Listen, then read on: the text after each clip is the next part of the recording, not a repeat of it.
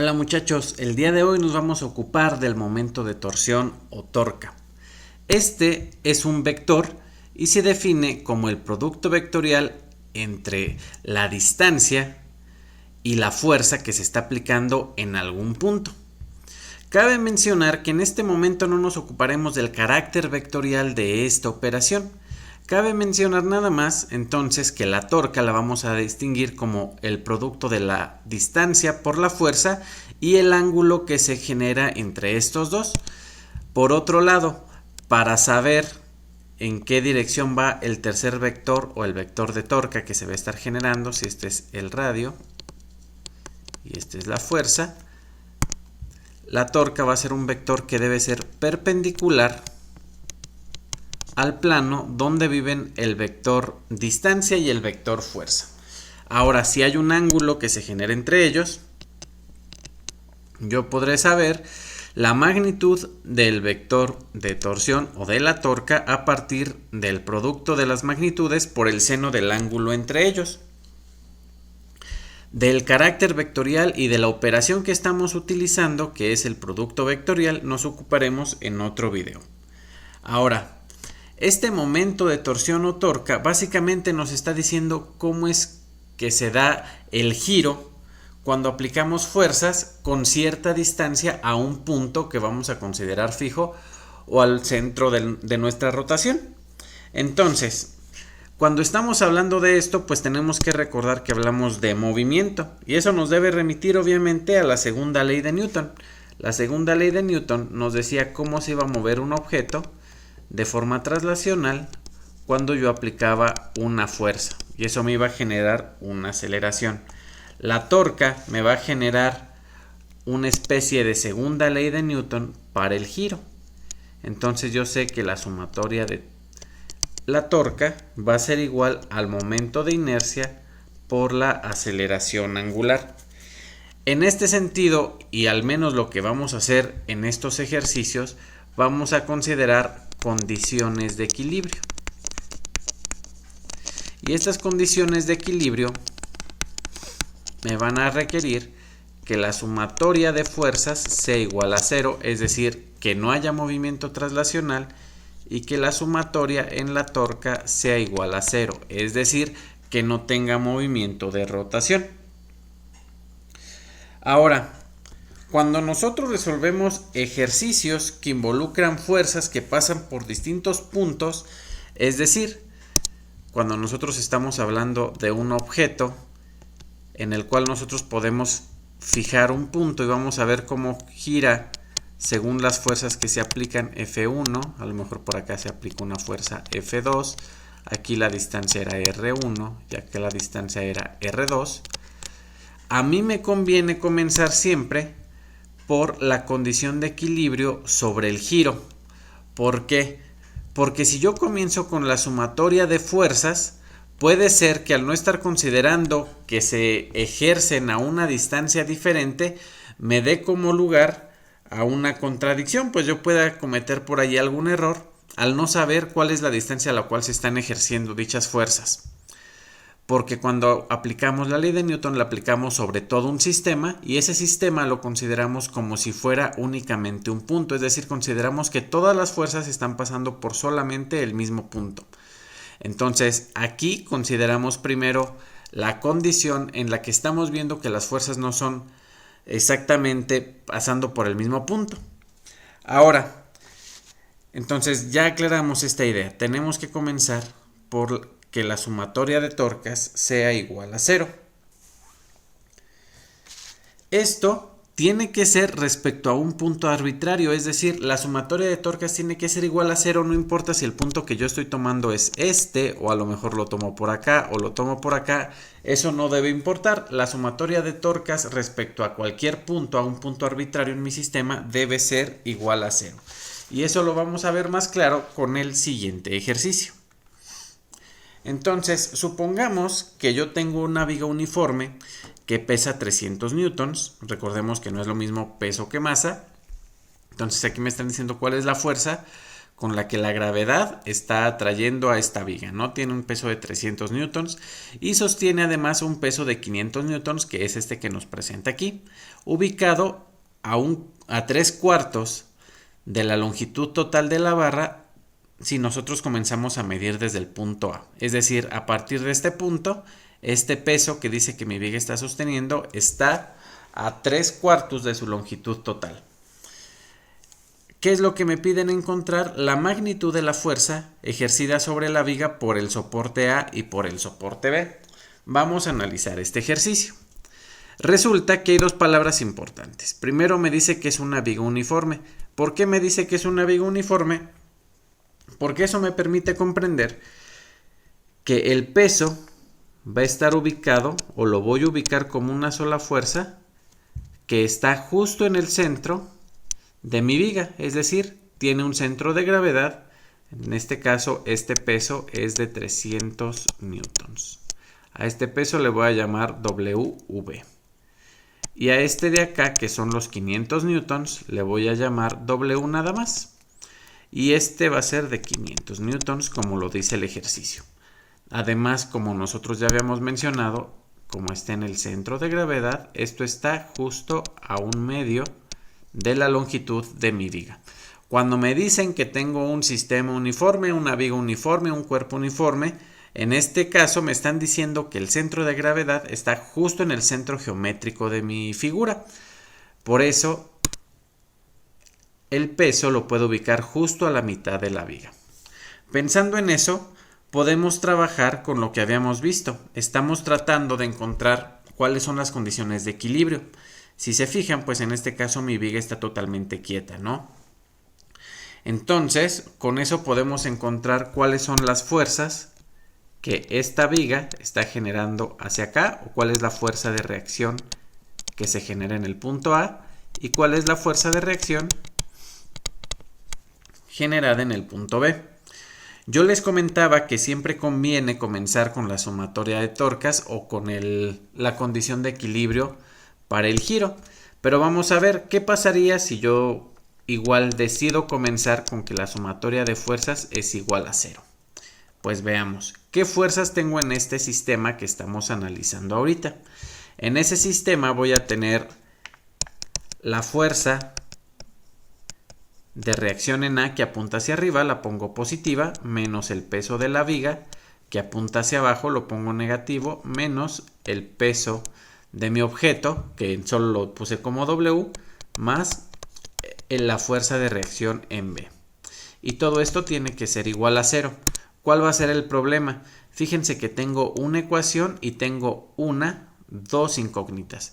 Entonces no puedo saber cuál es la fuerza que se ejerce en A o que se ejerce en B porque me faltan al menos una ecuación o me faltarían más datos para yo poder resolver el ejercicio. Sin embargo, vamos a ver qué pasa si yo aplico la sumatoria de torcas sobre algún punto. Y esas tienen que ser igual a 0. Recordemos que lo puedo hacer en cualquier punto arbitrario. Es decir, yo puedo elegir un punto que elimine alguna de las incógnitas. Por ejemplo, yo puedo elegir este punto A. ¿Cuál es la ventaja? Yo voy a recordar que la torca es, en este caso, el producto de la distancia por la fuerza que se aplica. Porque aquí no estoy aplicando el seno del ángulo. No estoy aplicando el seno del ángulo porque si se fijan, la distancia que es paralela a mi viga es completamente perpendicular a la dirección en la cual apuntan las fuerzas en todos los casos. Si mi fuerza no fuera completamente perpendicular, yo tendría que analizar cuál es ese ángulo que tengo por ahí. Pero como no es el caso, pues nos ahorramos ahí muchos problemas. Ahora, una forma de facilitar además todo esto es recordar. Yo voy a elegir una dirección de giro respecto al punto que yo estoy tomando como positiva o como negativa. Esta dirección de giro yo la elijo de forma arbitraria, al igual que el punto de giro. Lo único que tengo que hacer es ser consistente con esa dirección de giro. De lo contrario voy a obtener signos opuestos. Pero vamos a ver qué pasa. En este caso yo voy a elegir el punto A como mi punto de referencia, es decir, como mi eje de rotación. Entonces, si yo elijo el punto A, automáticamente vean que yo estoy eliminando de mi ecuación o del juego esta fuerza que yo también tengo que encontrar. Vamos a ver por qué me ayuda. Bueno, pues respecto al punto A, yo voy a tener la primera fuerza que me voy a encontrar es la fuerza de reacción A por la distancia que tiene respecto al punto A. Pues la distancia que la fuerza A tiene respecto al punto A es de 0 metros. Más, ¿cuál es la siguiente fuerza que nos vamos a encontrar? Esta fuerza que está aquí. Serían los 300 newtons multiplicado por la distancia a la cual se encuentra del punto A, que es 1/2. Ahora, eso en mi ecuación lo voy a poner como positivo o como negativo. Dijimos que todas las fuerzas que hagan girar en la dirección de las manecillas del reloj es positiva y todo lo que haga girar en la forma contraria va a ser negativa. Eso es lo que significa este simbolito. Entonces, si yo hago que me fijo en esta fuerza y estoy girando respecto a este eje, esta fuerza haría que mi viga gire en esta dirección, es decir, en la dirección de las manecillas del reloj. Por lo tanto, tiene signo positivo y serían esos 300 newtons multiplicados por 1/2 de L, que es la distancia que me voy a encontrar. ¿Cuál es la siguiente fuerza que me encuentro? El peso de la bola esta de 500 newtons. Entonces vamos a ver, esta fuerza está jalando hacia abajo. Como este punto está fijo, haría que mi viga gire en la dirección de las manecillas del reloj. También le voy a poner signo positivo. Serían 500 newtons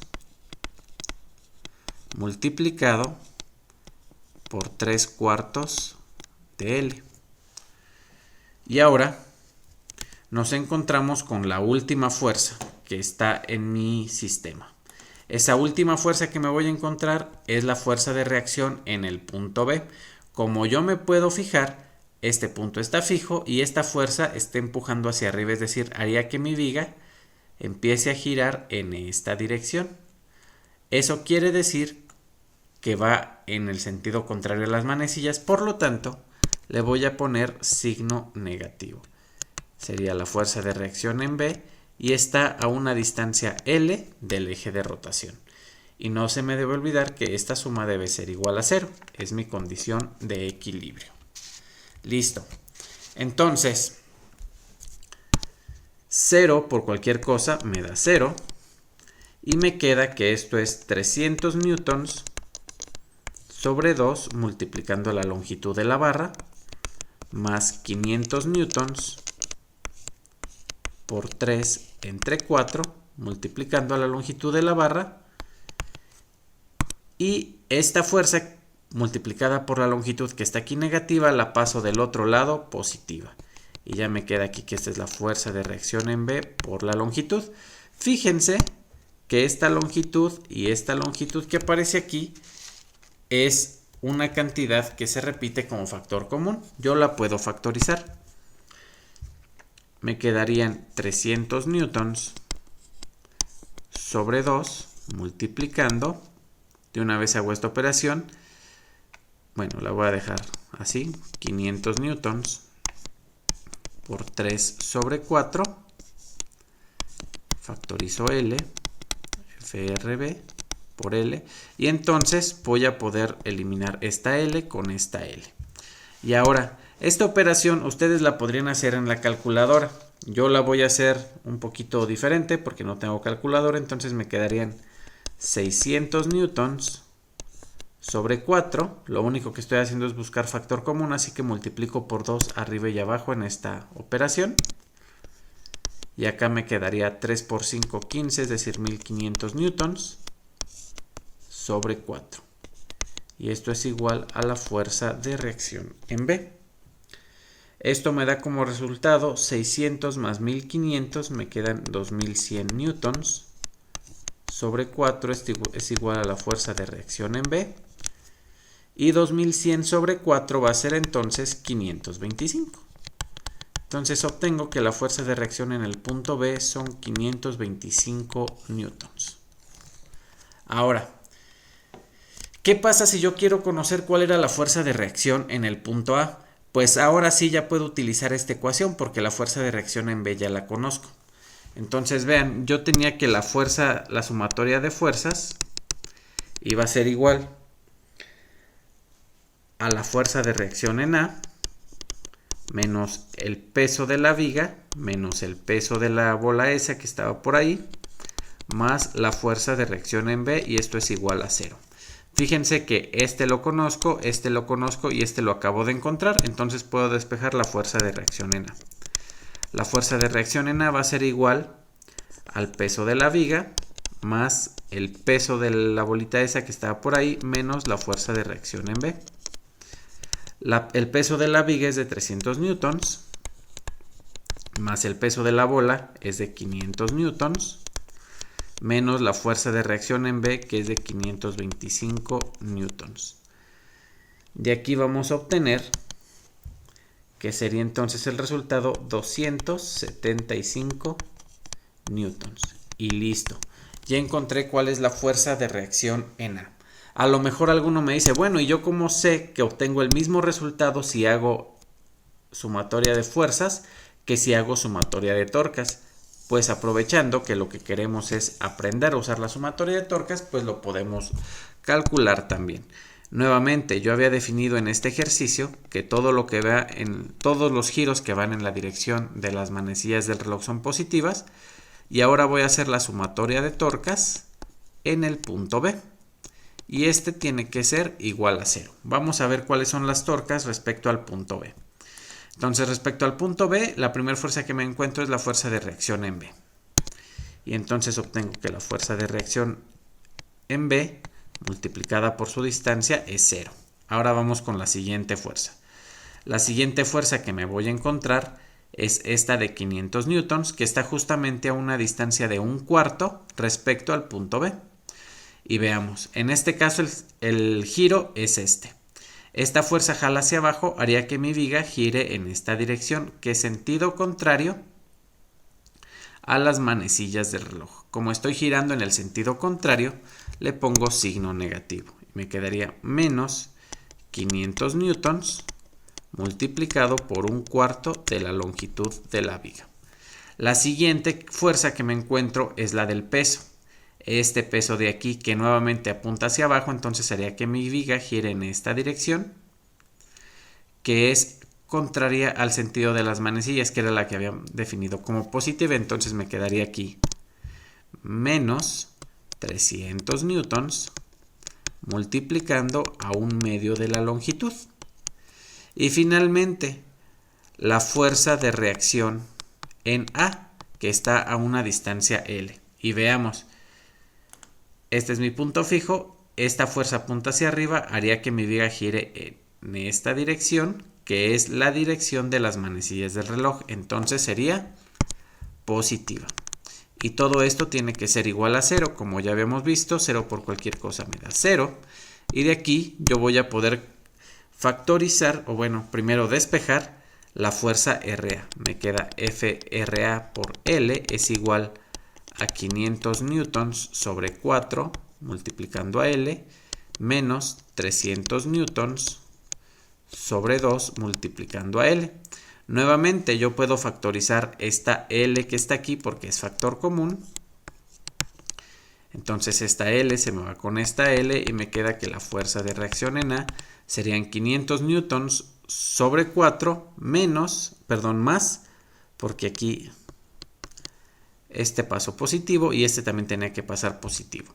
Entonces me queda 500 newtons sobre 4, que son 125 newtons, más 300 newtons sobre 2, que son 150 newtons, y obtengo que la fuerza de reacción en A serían 275 newtons, que si se fijan es un resultado que ya conocíamos. Bueno, pues entonces espero que haya quedado suficientemente claro cómo trabajar con ejercicios donde estemos utilizando la condición de sumatoria de fuerzas igual a 0 y sumatoria de torcas igual a 0, que se conocen como condiciones de equilibrio estático. Entonces, además de eso, recuerden que aquí es más sencillo porque estoy teniendo fuerzas que son completamente perpendiculares a la distancia que yo estoy midiendo.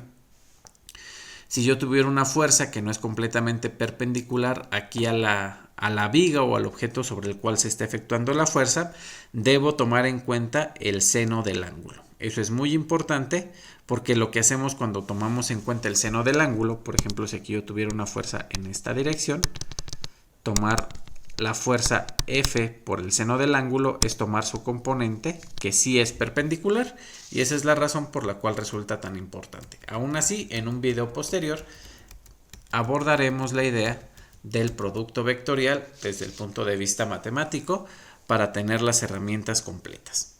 Por lo pronto, espero que el ejercicio haya sido de ayuda, que el tema haya quedado suficientemente claro y nos vemos en el siguiente video.